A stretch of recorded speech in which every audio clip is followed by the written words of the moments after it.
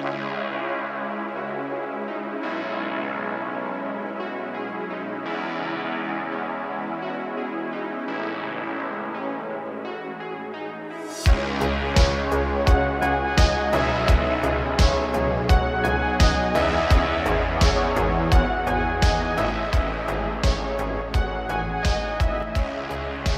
to you from 4,200 feet in the hills of Oregon, it's the voice of Chi-Town, the reddest beard in the high desert, your host of the M.O.A. broadcast, Sam Wilson. And just like that, folks, we are back. We've got another great episode of the Make It Out Alive broadcast lined out for you today. Let's get right into it. First off, you'll have to excuse us if there's a little bit of extraneous noise in the background. The sound booth is being remodeled and rebuilt, so I wasn't able to do it there. So we're in the shop, and we have a roll-up bay door on the shop. So you may hear some road noise coming through, or some animals, or whatever. I don't really care. You know what? We'll try and cut out as much as we can in post if anything pops up that's kind of loud. But either way, if you're wondering what the noise is, that's what's going on. We don't always have time to get everything set up, or the desire to set it up in the booth. And today it's being remodeled and worked on, but it's just. Even though there's a little bit more background noise, I prefer doing it in a more open space. It just feels more natural and more relaxed, and I like being in my shop. So there you go. It's worth the trade-off to me. Let's get down to it, though. We have our show highlights. This is Season 2, Episode 6 of the M.O.A. broadcast show highlights. We have Body Positivity Backlash. As predicted, some people got triggered by our discussion of that lady that was 400-pound, morbidly obese fat lady from the episode last week. I don't know how you can get upset at calling someone who's 400 pounds at a height of 5 foot fat. But there you go. That's the world we live in today, folks.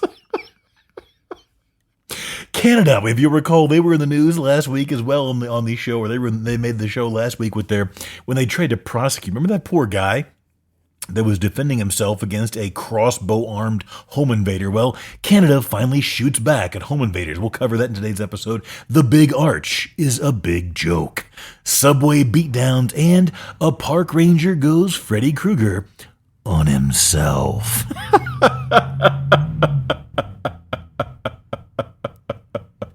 So there you go. We got all kinds of good stuff. We probably won't even have time to get to all of it in today's episode, but we'll try our best, and we'll see how much we can do. Let's see. Where are we at here? Okay, so we are finally turning to spring here. Spring came a little early this year. We're in the mountains, essentially, the high desert of southern Oregon. And for those of you that have ever experienced the high desert, it's just like you see in a lot of the Western movies.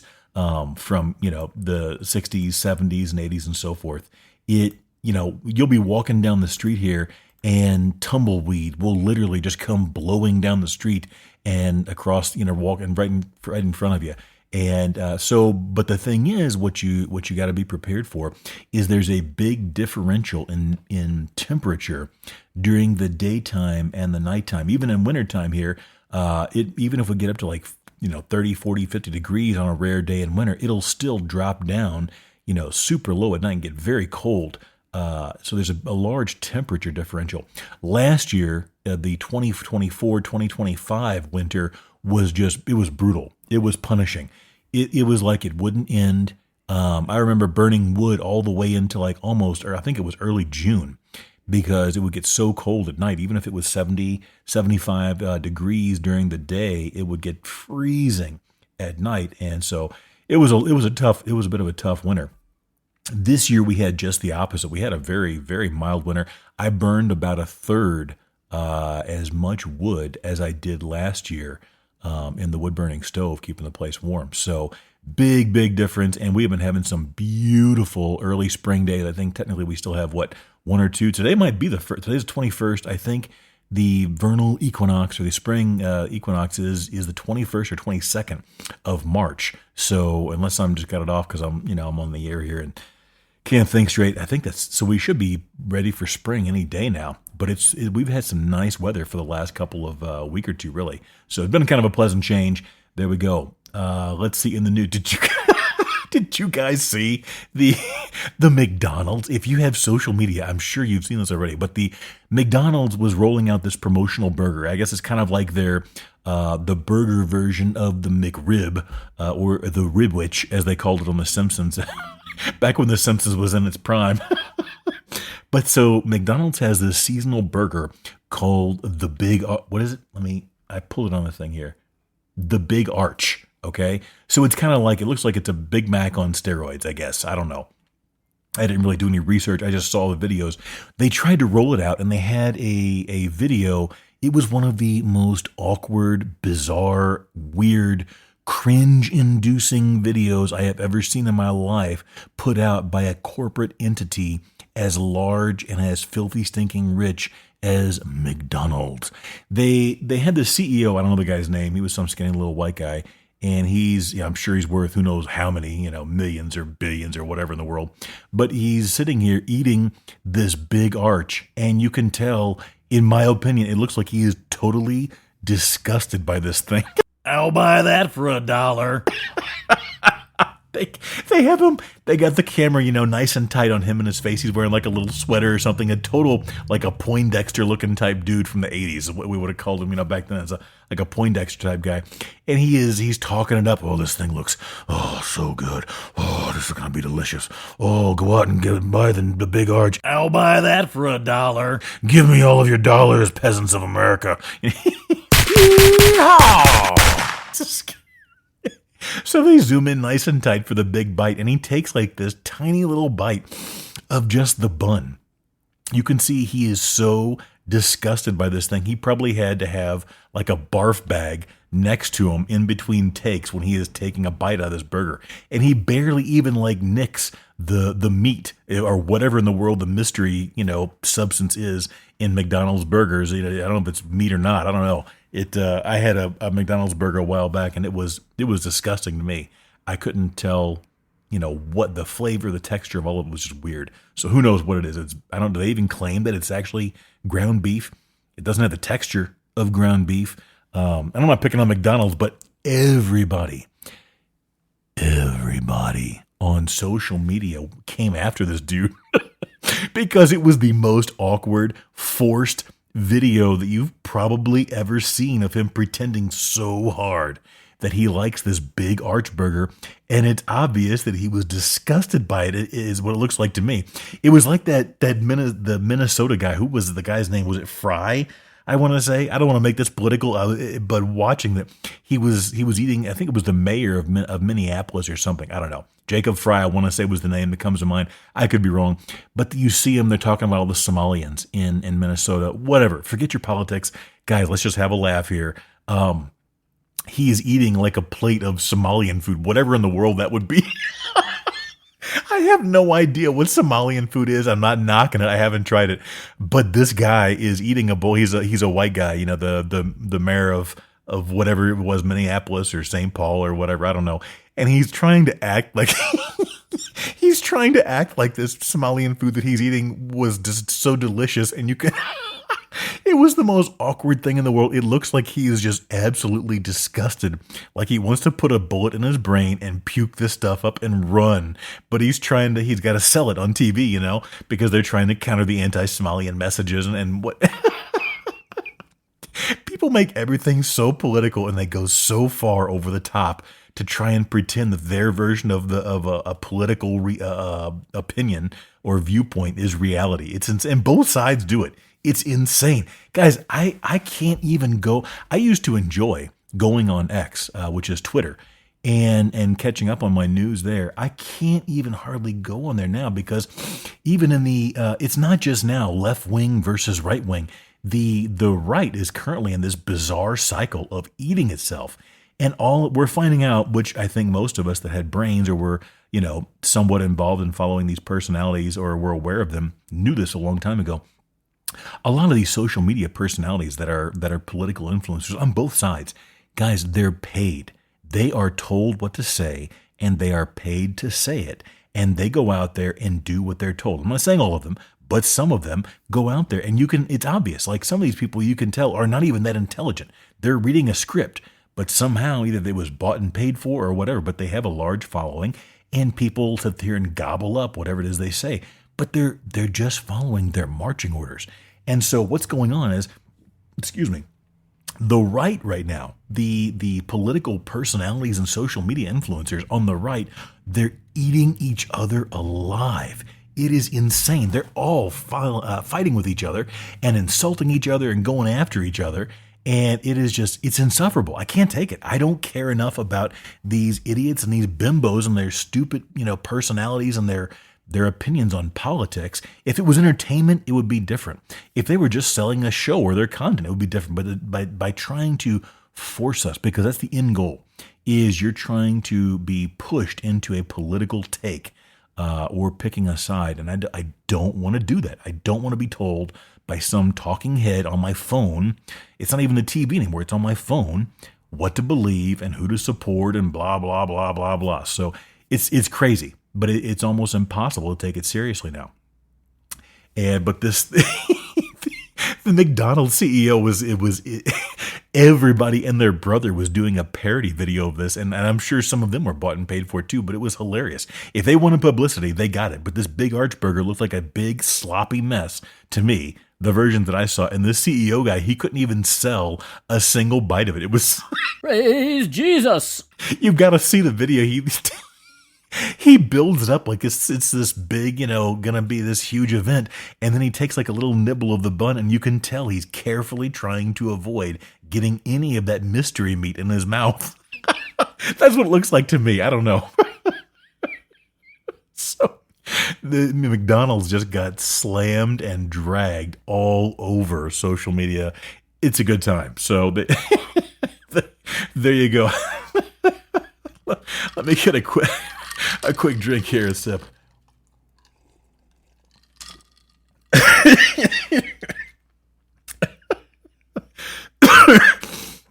I've got a gif of it, or a gif, depending how you want to pronounce it, playing in the background of him eating this burger, and it's so embarrassing. Okay, we got to keep moving, or I'm going to lose my whole show here talking about McDonald's. Let's see, episodes, where we go. Okay, one last thing before we get into the meat of the episode. Don't forget, or you may not know this, we started dropping a few bonus episodes during the week in between the actual episodes of the M.O.A. broadcast. And these are stripped down episodes or little bonus episodes, if you will. They're like 10, 11, 12 minutes. They're really short. They're focused more on like outdoor and survival themes and knives and gear and so forth. They don't have the production and everything the M.O.A. broadcast does. No music intro. It's just me being recorded, both video and verbally or audio, with like an AI background or a backdrop, so you don't see the shop wall or the backyard or wherever I'm doing them. So if you have the RSS feed, or if you get this on Spotify or wherever, you can get those episodes. They're on YouTube. They're on wherever you find your regular episodes, you can get those as well. But I want to encourage you to go to the Patreon page to check it out. And it's free. You don't have to pay for any of that, along with the audio episodes of this. The only thing that we have behind the paywall on the Patreon page, that's Patreon. We'll put the link in the description if you want to go check it out. But that helps us to track the number of viewers, because the problem is we have difficulty collating, or whatever term you want to use, all the different viewers that we have over all the different platforms. There's the Apple podcast page. There's the Amazon podcast page. Then there's Spotify, there's YouTube, there's Patreon, there's iHeartRadio, and there's a bunch more. And it's difficult to kind of aggregate all this and get a feel. So if you don't mind, go to the Patreon page. Again, the link will be in the description, and at least subscribe. It's free. If you want to do the $5 a month or $10 a month subscription, you can, but you don't have to. I don't really care. This is going to continue to get put out for free anyway, but it will help us to kind of track what gets watched and what to really focus on, and the number of subscribers and so on we have, so we can really tailor the content to make you happy. So there you go. That's it. The link will be in the description. Patreon page, Gear Convoy, bada bing, bada boom. Okay, if you will recall, in last week's episode, we had that poor guy. What was his name? We go to bada bing, bada boom. Okay, there was a home invasion case. Jeremy David McDonald, a 44-year-old resident of Lindsay, Ontario. he had been charged with or faced charges of aggravated assault and assault with a weapon after he was defending his own home from a home invader who broke in with a crossbow.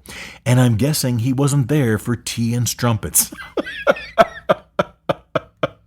So this guy was going to be charged, and eventually they say it's because of whatever, but I think basically it was because of public outrage.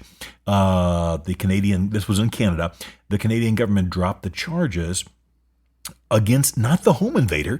They were charging the guy who was defending himself in his own home from the home invader armed with a crossbow with God knows what in his head to do. Who knows what was going to happen? Okay, so Canada is on this sweep to redeem themselves, okay? They've been getting a bunch of different of bad press. They've been getting slammed left and right. They got handled bad in the Olympics by the USA, by America, and they've just been getting just toasted and ripped and torn up on social media for all these bizarre decisions. That Canada is just a hot mess right now. But we won't get into that. They're trying to redeem themselves. So here, let's go to this article via msnbc.com. Should have shot him a couple more times. That comes to us from the Ontario Premier, Doug Ford, as he congratulates an Ontario homeowner who shot an alleged home invader. Ontario Premier Doug Ford had a word for the homeowner who shot and wounded an alleged home invader in Vaughan, Ontario this week, and that word was congratulations. Yeah, I'm glad you shot the guy, Ford said when asked by a reporter at a press conference on Wednesday for his reaction. Teach the rest of these robbers, and I encourage everyone out there, that's a legal gun owner. According to police, officers responded just before 1 a.m., that's 0100, Tuesday, to reports of a shooting at a home near Rutherford Road and Dufferin Street. York Regional Police said no charges were being laid against the resident who used a illegally owned, properly stored gun during the incident. So several subjects, allegedly armed with at least one firearm, forced their way into the home. The suspects were later seen getting into a black pickup truck and fleeing. Gunfire could be heard on a video of the incident released by police. Investigators say the man who was shot, who was allegedly one of the home invaders, he didn't have a crossbow this time. I guess they upgraded to a pistola, was dropped at a Toronto area hospital a short time later. He was 24 years of age, now in stable condition, is facing charges of robbery with a firearm, disguise with intent, and breaching a probation order. Ford kept going, though. The premier says, well, these guys, they need to be shot, Ford said at the press conference. Congratulations for shooting this guy. Should have shot him a couple more times as far as I'm concerned.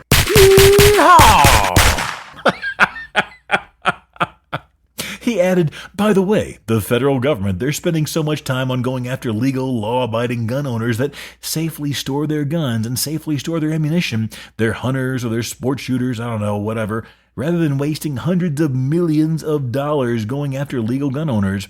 Why don't you spend that hundreds of millions of dollars going after the bad guys? Hey, boys!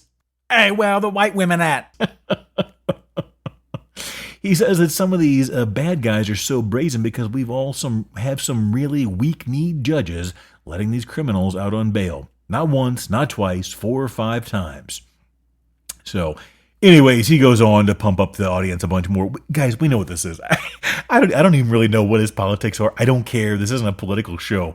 But after all that bad press they got for trying to prosecute this poor dude who was defending himself from a home invader armed with a stinking crossbow, they finally realized this is not a popular message. People don't agree with this. They don't like it, and they don't like you, and you're going to have some problems in the polls, if you will, if you keep doing that nonsense. So they decided to go all in, and Doug's like, what did he say?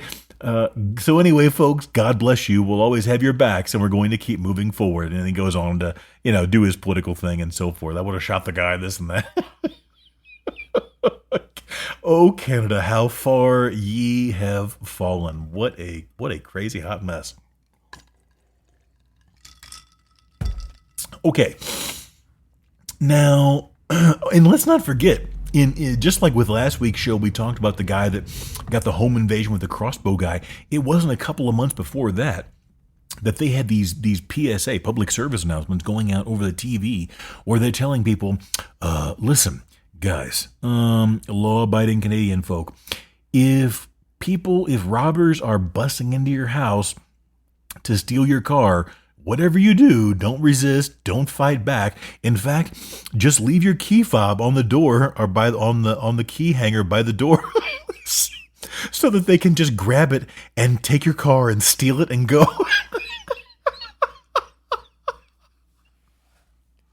I'll try and get that audio into next week's episode, but they were literally telling people leave their key fobs near the door so thieves could bust in and take their cars without a struggle.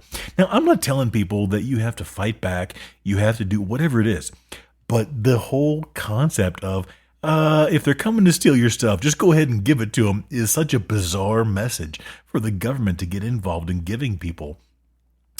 It's just crazy. Canada is up. I mean, the United States has it's more than its fair share of problems. Don't get me wrong, but Canada is in this bizarre phase. And I know some Canadians. I have Canadian customers and clients that have bought my knives and other gear from me, and we occasionally talk via email. And most of these, granted, are not your what's the latest generation now. It's not even millennials anymore. It's not or Gen Z or whatever in the world. I think we're one or two past that. But these are people that are probably in their 40s and up, and they don't even, what they tell me is they don't even recognize the Canada that they grew up with and lived in for most of their lives. And really, it's a hot mess. So yeah, what an absolute disaster we have going on. Okay, now let's get to this story because I got to keep this brief. We got a whole bunch of more stuff to get to us. But speaking of Doug Ford, he's a bit of a portly fellow, if you will. We had the body positivity backlash from last week's episode. If you'll recall, we had this story. Let's see if I can pull it up. There was this lady in New York. Where'd it go? Bada bing, bada boom. Here we are. She was a former body positivity influencer, and which basically means she was morbidly obese. At one point, she was like 5 foot. Where did I say that? She was 5 foot tall and nearly 400 pounds. Okay. I was only 5 feet tall, and at my heaviest, I was close to 400 pounds. I started to wonder if loving myself at any size had become an excuse to ignore how big I was getting. Guys, if you have a problem with someone talking about, let me put it like this to keep this more linear in form.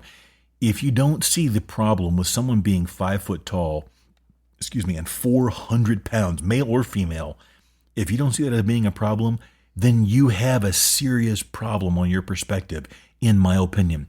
That is beyond morbidly obese. You are begging for a large-scale cardiac event or some other problem to be that large. Let's not forget, this was a 5 foot tall female. And I'm picking on this lady. I don't have a problem with her. She was actually, the point of her story was, she was a body positivity influencer or whatever. She promoted this like fat culture stuff.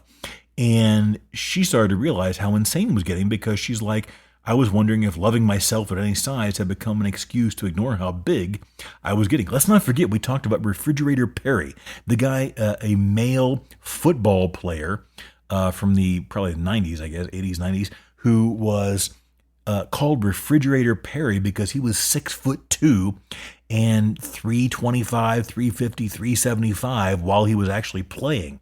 Okay. And he was considered enormous for a male professional football player. This lady was 5 foot tall and 400 pounds and an Instagram model or whatever in the world it is for plus size bullcrap. So the problem she had that she encountered was when she started basically easing up on the body, quote unquote, body positivity message and realizing that, this is getting a little insane. It's a little extreme. And she started to promote getting in shape and so on and so forth. That's how I remember it. I'll have to go back and check the details. But she says the body positivity community became more radical. She was scared to say the wrong thing, so I stayed silent, yada, yada, yada. And basically what happened is the quote-unquote body positivity community came after her because she was starting to promote or to believe that maybe this isn't the way to go and maybe we should be a little bit more healthy than being 400 pounds and 5 feet tall.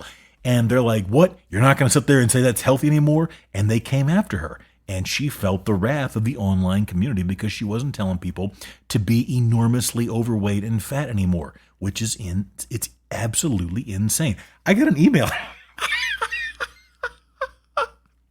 The people that go along with this message, I'm telling you, there is something wrong with some people's brains, and they buy into this stuff hook, line, and sinker. I'll just read the email. We got to keep moving. I'm going to run out of time. Where are we at on? Let's see. Okay, I got to get moving. Let's do this email. Do the email and we'll go. Here we go. Hey, Wilson. What's your problem with plus-sized people? You fat phobic. I found you on YouTube and you look like a stupid, dumb clown boy who probably for pleasure. Maybe you shouldn't be making fun of people's appearance with those dumb Hawaiian shirts and a up your. Sincerely.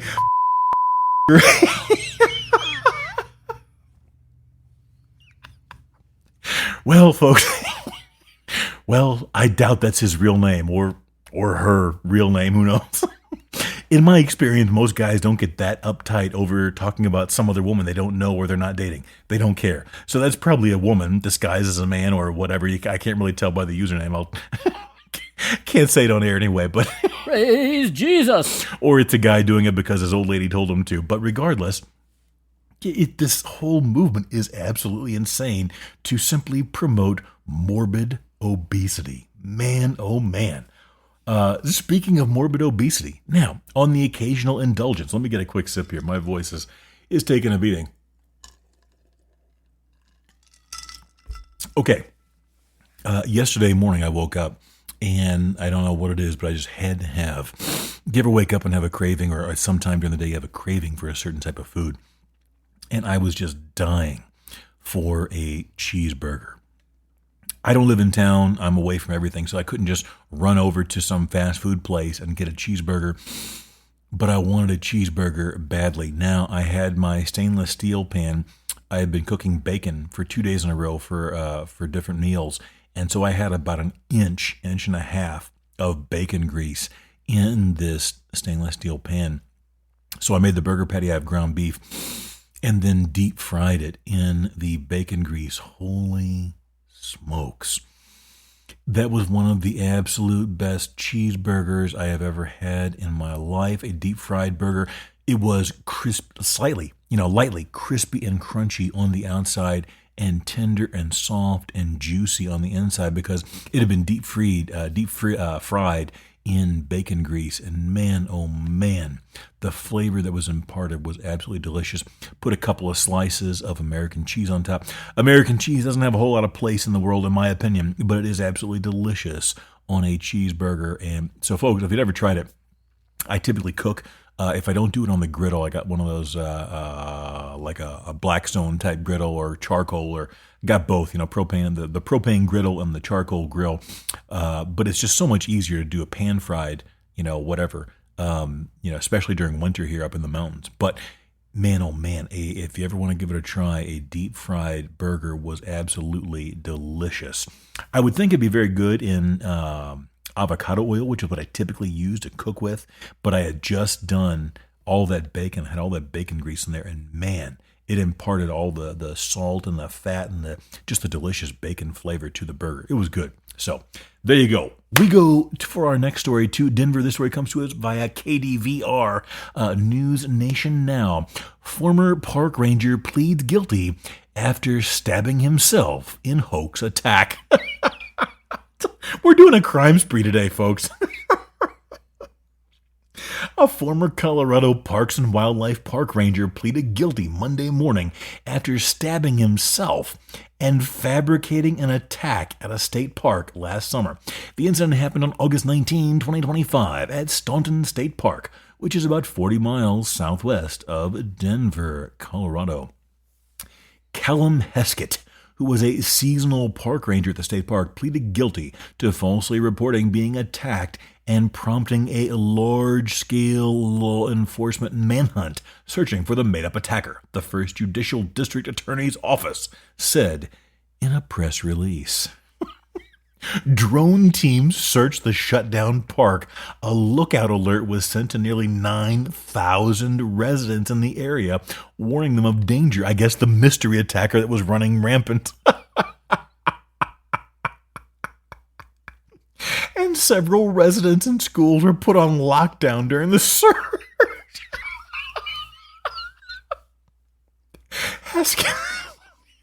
Heskett, and let's remember this guy, he pled guilty to apparently stabbing himself, if I'm reading this right, was airlifted to a hospital, and 2 people were temporarily detained and questioned before being released after they were found to be uninvolved. The district attorney said he was in a position, the man here who's, I guess, I don't know how you would even describe the perpetrator, was in a position of authority and trust, and he abused that authority by making the false report. Rex also called the conduct utterly incompatible with the responsibility, trust, and duty charged of a law enforcement officer. Heskett specifically pleaded guilty to attempting to influence a public servant and false reporting of an emergency. He was sentenced with 3 years of supervised probation in order to pay at least $16,700 in restitution to cover costs in the response to his false report. Also, for those of you concerned he might later get a career or a job in law enforcement, the prosecutor said the conviction revokes Heskett's POST certification. I guess that's their version of, some type of law enforcement, whatever, and will serve as a bar to any future recertification. His attorney said he has no aspirations to return to law enforcement and is very regretful and willing to pay restitution. Now, they don't get into it. I have no idea what the motivation was for this. They don't tell us, so who knows? I can only imagine. I mean, I don't know if you speculate. Was it over a girl? Like, let's think about how old was this guy? Where's about a park ranger stabbing himself? I thought somewhere that I saw he was in his 20s. I'm pretty sure he was like 25, 26. Putting yourself or myself in the mind of a 25 or a 26-year-old man, as stupid as this was, I can only imagine either he had some type of like hero complex and wanted to like get some positive attention and be somehow getting the pity and the worship and praise that comes from being in a situation like that, or he was trying to get a girl or something. I don't know. I don't know. None of that's in the article. That's just speculation. I have no idea. I'm trying to figure out why he would do such a bizarre, insane thing in the first place. But you got to wonder, why would you do that? And in the process, lose your job. Now he's got to pay back $16,700 in restitution. And that's probably going easy on him, because when you figure all those cops and drones and choppers and medical and everything else involved in all of this, they probably gave him a bit of a break. And who knows? I mean, trying to look at this as somebody who's not 20, 24, 26 anymore, who knows what in the world his motivation is. Maybe give him a little bit of a break. Let's not ruin his life. He didn't hurt anybody else. He just chopped himself up. Who knows what his situation in life was, and maybe it was a cry for help, or he was just had a really, really stupid idea and decided to act on it. And, who knows? Whatever. But what an absolute mess. But he's going to be dealing with that. And hopefully, I read 2 or 3 different articles. I don't have it on the one I saved, but it's the charge of making a false report or something to that effect is going to follow him around. And I think the rest of it's going to drop off. So, which I actually don't have a problem with. You don't want to ruin somebody's life and their ability to get a job at 24, 25, 26 years old, if that was his age. I want to say it was that age range. He didn't hurt anybody else. It's not like he went and stabbed somebody else. He clearly had some kind of a dumb plan, probably, and he followed through on it. It clearly did not work out. It was poorly thought out. This was stupid. But, I mean, he didn't go hurt somebody else. He was just trying to, whatever it was he was after. Like I said, he was a girl, a promotion. He had a hero complex. He wanted to get some praise from locals, get some free beers at the bar. It's like these guys claiming to be Navy SEALs, right? That were never in the Navy or never Navy SEAls, whatever. But he's gonna make good on it. He's got the almost $17,000 bill and the probation and all that. So you hope he turns it around. I mean, I think of some of the things that I did when I was in my 20s, and I mean, it's never anything that extreme. Certainly not a multi-state manhunt and law enforcement agency, action to try with helicopters and drones and first aid and medical and everything. But what an absolute mess. Hope it goes well for the guy, honestly. That I'll bet there's a good story behind why he did it. Hopefully. If not, then I guess maybe it wasn't worth it after all. Okay, iced coffee. Wanted to put a note on this. I did one of the bonus episodes on this was the iced coffee thing. I have always been a hot coffee, and we're not selling a product here, but I've always been a hot coffee person. I like my coffee smoking hot. Coming out 190, 195 degrees, almost 200 degrees. I like it smoking hot. Now, what happens is every couple of years, I will go through like a little phase where I need a break from the hot coffee. It's just wake up and get that hot acid coffee dumped down my throat, and my palate just wants a little bit of a change. So usually I'll try adding like a little bit of heavy cream or some raw sugar for a couple of weeks, and then it satisfies the craving or the change or whatever that needed to happen, and then I go back. This time I decided to try iced coffees. Prior to this, I'd had probably about maybe two iced coffees in my whole life that I can recall. It didn't really do anything for me at the time, but I wanted something other than just the hot coffee, going down the old gullet. So I tried the iced coffee, and man, it was delicious. I may do a video on this. I don't know how you guys make iced coffees at home. Whenever I see them do it at the store or like the coffee shop or whatever, they got all this equipment, and it's not easy. But I've got an espresso machine, I think it's Nestle or whatever. It's their product. The machine itself is made by DeLonghi, I believe, if I'm saying that correctly. But the Nespresso machine makes it much easier. If I get any emails or feedback on that, we'll do like a little mini video on how I make them. But it is absolutely delicious. A little bit of iced coffee and a little bit of sugar and cream and so forth goes a long way, and really refreshing.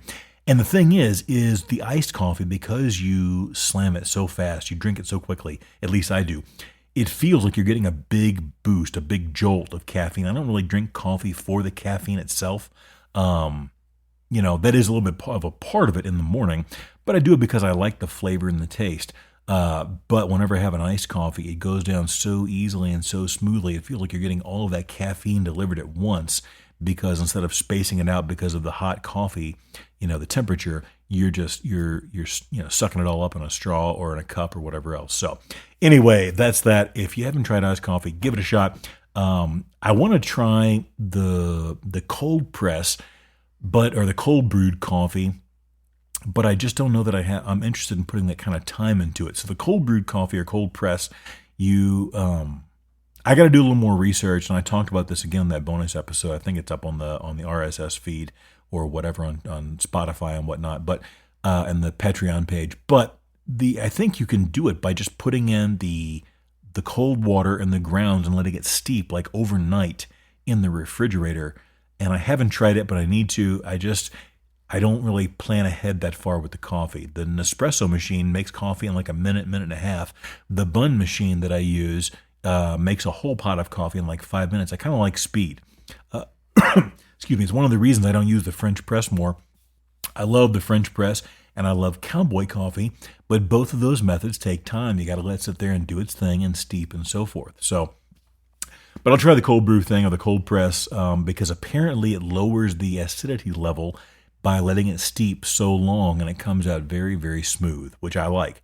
I'm a big fan of dark roast and very dark roast, so I may give that a shot, especially if it's going to be very, very smooth. Somehow it lowers the acidity level of the coffee. I'll have to check that out and see and do more research. So anyway, there you go on that. Let me get a final sip here, a quick sip, and we go on. Where are we at on time, folks? We are... Okay, let's go to our final story. We will save the New York City hellscape beatdown story on the subway for next week. Oh, man, what a mess New York is right now. And Giuliani, I don't got time to get into it, but what a shame. I don't know. People, they attach politics to everything. I'll tell you this. For those of you that haven't lived in New York City, there was a time not too long ago when Rudy Giuliani was looked at like the savior of New York. He got the crime down. He brought the tourists back and the tourist income that New York City so desperately needs. And he was a hero. And now, because he's affiliated with Trump, who used to be like the prince of New York City. I don't care about the politics. I can just tell you how people that live, millions of people that lived in New York City loved Donald Trump and Rudy Giuliani. And now both of them are treated very differently because of politics. And that's, we'll go ahead and batch that in the next week's story. But man, what an absolute crazy mess. Okay, it's time for the M.O.A. Chaos Report, where somebody's bad decisions give you a good laugh. Real news, real hard, real funny. Some elements modified for extra laughs. For today's episode of the M.O.A. Chaos Report, we go to Orlando, Florida. I had to. Man attacks Orlando Chinese restaurant and staff with a shovel. Look, I had to get it on, man. He was making a move. I had to get it on. This story comes to us via WESH, Orlando, Florida. A man was arrested after deputies found him in a Chinese restaurant with a shovel, shouting, "I had to destroy that restaurant.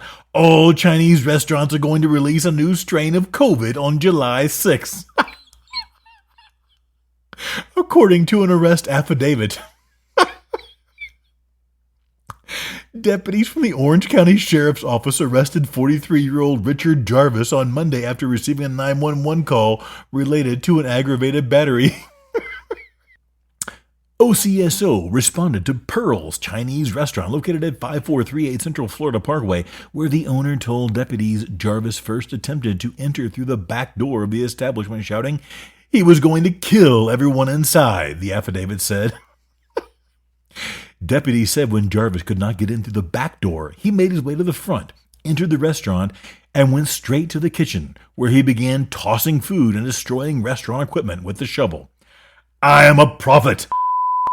I'm trying to save everyone," Jarvis said. When the owner saw Jarvis vandalizing the kitchen, deputies said he attempted to run away. That's when Jarvis struck the owner in the back with a shovel and said, "If you run away, I'll kill you," documents said. The following day, a nearby business manager spoke to WSH2 and said she dialed 911. "I heard, 'Help, help,'" she said. "Did you hear that?" she said. "I immediately went to get my husband to go back there," said Vanessa Trejo. Trejo and her family manage the June B martial arts studio just 2 doors down from Pearl's Chinese restaurant. On Monday, she said she picked up lunch from the restaurant and 30 minutes later heard the owner shouting for help. Then we came to the front, and the owner was already in the front. He kind of locked them in. He told me both ladies were still in there and he was attacking them. Trejo says she immediately called 911. Praise Jesus! "We were really scared because nothing like this really happened," said Trejo. OCSO detained Jarvis, and he is charged with aggravated battery, criminal mischief, and burglary of a structure with a weapon. All right, folks, that's going to do it for today's episode. Remember, don't wait until you have an emergency to prepare. If you wait, it may be too late. If you don't make it out alive, you don't make it out at all. Stay safe out there, folks.